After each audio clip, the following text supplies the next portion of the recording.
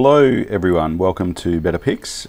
Just a quick video today around selecting images and using those selections to keep organized within Bridge. As many of you would know, Bridge is a fantastic piece of software for organizing your digital assets, and it's a very useful tool, particularly when you have a large number of files from a particular project or shoot, or if you've gone traveling and you've come home with hundreds or thousands of images and you don't know where to start. So Bridge is a great way to be able to look at organizing those images and, most importantly, keeping them safe from loss. So what we're going to look at today is around selecting images.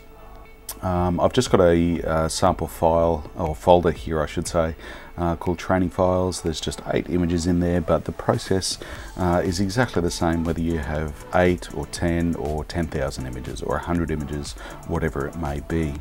So let's just have a look. As many of you would know, selecting each of those images, depending on the layout that you have Bridge set up, gives you a preview in the preview tab to the right of the page.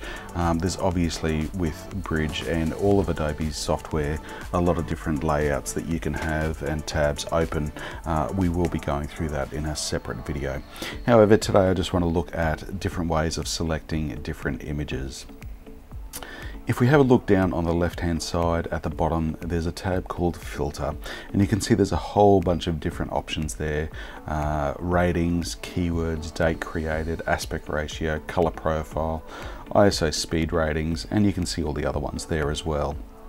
The beauty of this tab is that if you click on any of those options, it will only select the images that fall within that parameter. For example, if we have a look at ISO speed ratings and I click on 200, then these 4 images are being displayed because they are the only ones that were shot at 200 ISO.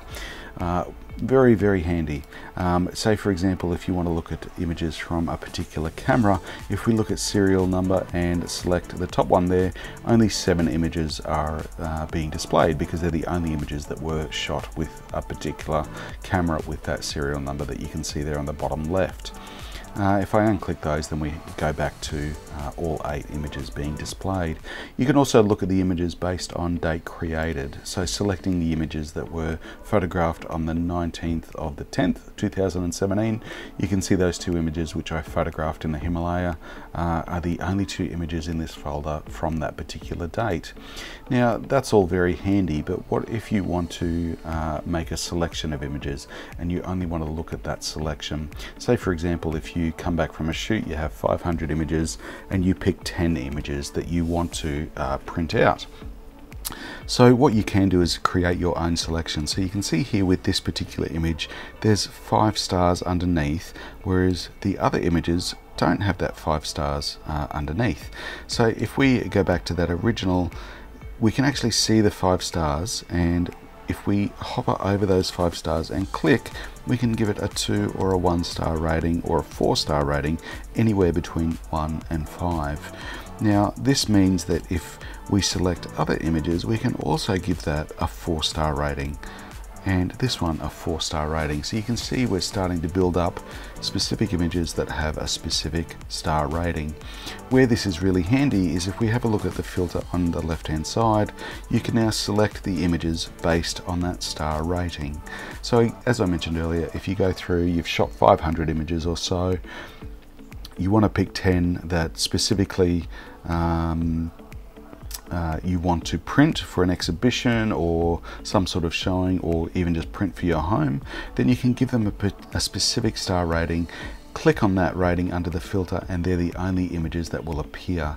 So rather than having the full 500 images viewable within that content box or content tab, you're only looking at the images that you've specifically selected, which makes things much easier. I'm just going to unclick that again, and I'm going to select those 3 images and remove that star rating. You can see it's as simple as clicking on the left hand side of those stars and they all disappear. Now you can also give those images a color rating. If we select those 3 images again and we go up to label, you can see that under the label there are 4 options. Control 6 is select, second is Control 7, approved is Control 8, and review is Control 9. Now I'm less concerned about the select, second, approved and review text, and more concerned about the color. So if I, for example, hit select, which the shortcut is Control-6, you can see it gives it a red label. If I select Control-7 or second, it gives it a yellow label.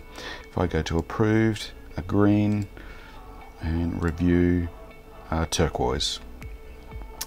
Well, aqua, I think that might be. My apologies if my label description is not entirely correct. But you can see that it also gives it a color rating, which is a very, very handy thing. Now say, for example, if I want to select 2 of those images and now give it a star rating, you can see I can give that a star rating as well. If you have a look on the left hand side under the filter tab, you can see we have the color rating there. If I click on that color rating, which is review, there's a little tick there on the left hand side. You can see all the images that have that color rating are now selected. However, if I go down and click on the 5-star rating, you can see all of the images that are color rated and also star rated are now only being displayed, which are those 2 images. Very, very handy. As I mentioned earlier, when you have a large number of images in a particular folder that you're trying to sort through, you can very quickly start to make a selection about which images you want to keep, which images you want to edit, and which images are going to be used for a specific purpose. For example, you might give stock images a 2-star rating. You might give images that are going to be printed for a portfolio a 5-star rating. You might give images that are going into a book a color rating of red. So there's a whole bunch of different options that are available. The best thing to do is to develop your own style or list of filters that you're going to use. So for example, a 5-star rating has a particular purpose. A red color rating has a particular purpose. It doesn't matter so much what that purpose is. However, it is important that you develop a system that works for you to help with your efficiency and workflow. Hope this video has been helpful. Have a great day.